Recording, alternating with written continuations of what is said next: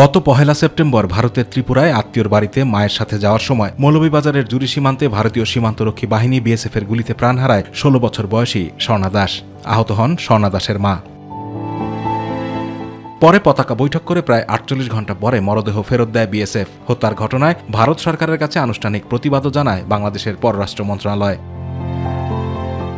এদিকে মৃত্যুর 5 দিন অতিবাহিত হলেও স্বর্ণার বাড়িতে আত্মীয় স্বজনের কান্নার রোল যেন থামছেই না। হঠাৎ করেই পুরো গ্রামে নেমে এসেছে শোকের ছায়া। 3 ভাই ও 2 বোনের মধ্যে স্বর্ণা সবার ছোট। এটুকু বয়সেই তার মৃত্যু মেনে নিতে পারছেন না স্বজনরা। একজন স্কুল ছাত্রী, অপ্রাপ্তবয়স্ক এবং একজন সংস্কৃতি কর্মী সে। তো তার মর্মান্তিকভাবে তাকে সীমান্তে নিহত করার আমরা জুরিবাসীর পক্ষ থেকে প্রতিবাদ জানাই, তীব্র নিন্দা জানাই। আমরা তো ক্ষতিপূরণ কখনো নেওয়া যাবে না।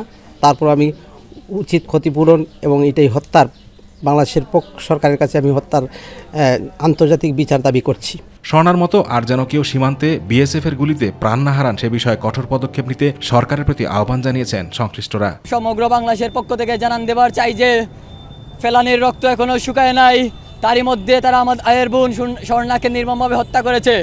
আগামীতে যদি এই ভারতীয় বিএসএফ যদি আমাদের বাংলাদেশের প্রতি আগ্রাসন চালায়, আমরা ছাত্র সমাজ কঠোর থেকে কঠোরভাবে এই আন্দোলন করে তুলব। আতিকুর রহমান তিতাস, মাই টিভি।